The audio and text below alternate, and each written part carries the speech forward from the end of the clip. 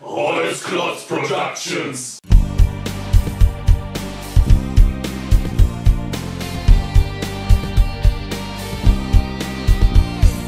GFrom, the gamer, the legend, he's come to show you the way in this world of games. GFrom Reviews. Hey everyone, this is GFrom bringing you my 21st video game review, which is Sonic the Hedgehog 2 for the Sega Master System. Sonic's new friend Tails has been kidnapped by Dr.Robotnik and it's your job to rescue him. Unlike its predecessor, which had a few similarities to its 16-bit counterpart, this game has nothing to do with Sonic the Hedgehog 2 for the Mega Drive, which you'll notice right in the beginning because the game doesn't start off with a green hill zone kind of level. A bunch of things have actually changed since the last 8-bit game. The core elements stay the same. Sonic has to run, roll, jump a lot and collect rings in order to stay alive. This time however you can get a few rings back when you get hit, which you couldn't in the first game. This time you're also able to smash through certain walls like in the Mega Drive game. There are a few loop-to-loops to be found and you are a lot faster this time. So fast that you can skim across the surface of water. Who does Sonic think he is? Yeah, I know. To make things harder, there are no checkpoints in this game, which means that you have to beat every level in one shot. Also missing are the bonus stages, the shield power-up, and you can only find the speed shoes one single time in the whole game. Now you might say, wow, almost no power-ups, that must be boring! Well, hold on for a second. Right at the beginning you can ride a minecart, then a hang glider, and later in the water level you can use a giant bubble for transportation. Variety, my friends, variety. At the end of the level there's once again a panel you have to spin in order to get a prize, or in most cases, no prize. At the end of the third act you face Robotnik, right? No, not this time. Here he sends some robot animals to get rid of you. What a pussy! And once again, like in the first 8-bit game, there are no rings to be found in the third act. The Chaos Emeralds are hidden within the stages like last time, so you have to search for them in order to get the good ending. But this time it's actually worth it. Why? You see, there are 6 stages. In the second act of the first 5 stages you can find a Chaos Emerald. If you manage to get all of those, you get the 6th Chaos Emerald when you beat Mecha Sonic. No shit, right? Without the Chaos Emeralds, the game would end after the fight. With all 6 collected, you get to play the Crystal Egg Zone and fight Robotnik in person. Hell yeah! This Master System game is very colorful and looks really good in my opinion. There's a great deal of variety in the level design, which is a huge improvement in many ways. We have an underground lava level right at the start, there's a level where you can walk on clouds, run on and underwater and so much more. The most impressive level in my opinion is Gimmick Mountain Zone, with the conveyor belts and stuff. When it comes to the look of this game, I like it a lot more than the first game, which actually says a lot because I like the first game as well. The sound effects are nice and the sound when you collect rings is better than before. But I got to say that the music in this game is superb. There is no bad track on here with the exception of the intro music. Still, the Crystal Egg soundtrack is a bit disappointing. The last stage could have used some more epic music.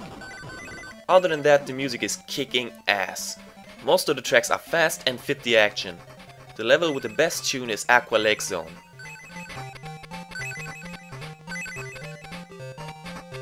The water levels in the 8-bit games always seem to have the best music. But my favorite track by far is the boss battle music. That's so awesome! Sonic the Hedgehog 2 for the Master System is the first game to introduce Sonic's sidekick Tails in 1992. For many years I believe the Mega Drive game was the first, but this game came out a little over a month earlier, which also explains why there's no spin dash in this game. The Master System version only came out in Europe. 2 weeks later the Game Gear port was released, which came out worldwide soon after the release in Europe. Am I going to show you the Game Gear version and compare it to the Master System game? You bet your ass I'm going to! So far everything has sounded good, but this game is far from perfect. I can't tell you how long it took to beat this game. The first time I got the bad ending, so I had to beat the game all over again and also find all of the Chaos Emeralds. Most of them aren't that hard to find, but I had problems with the second. Jumping on clouds is cool, but it takes a lot of patience. The most awful level is Green Hills Zone Act 3. You have no rings and you got to jump on these springs while avoiding the spikes which are everywhere. I lost count how many lives I lost here, but I think I had to start the game all over again at least twice until I figured out how this level worked. For my taste there is too much trial and error, especially in the scrambled egg zone. These pipes are such a pain in the ass. And speaking of pain, the last boss is crazy hard. At least you get unlimited continues when you get to Robotnik, otherwise it would have been impossible for me to beat him. The thing I liked the most was the overall variety, especially the different ways of transportation. I thought it was cool that you don't fight Robotnik in every level this time. He seems kind of confused anyways. I mean, look at this. He saves your life in the third act of the first level. Is he out of his mind? Well, I guess thanks to Robotnik the next Sonic games could be made, otherwise Sonic would have been dead. While this game is quite hard, it doesn't feel as cheap as its predecessor felt in some stages. For one thing, there aren't nearly as many bottomless pits in this game. Thank God. While the game is tedious at times, it still manages to deliver what you expect from a great Sonic game. It's very unique in a good way, with some fresh and new elements that were never seen again in the franchise. The levels are great, the music is incredibly catchy, and although you probably die more often than you would expect, you just can't give away that controller. I love this game, and I recommend it to every fan of 2D platformers. If you liked Sonic the Hedgehog on the Master System or the Game Gear, you'll definitely like Sonic the Hedgehog 2. The video isn't over, you saw this coming, right? Last time there were a bunch of differences between the Master System and the Game Gear port.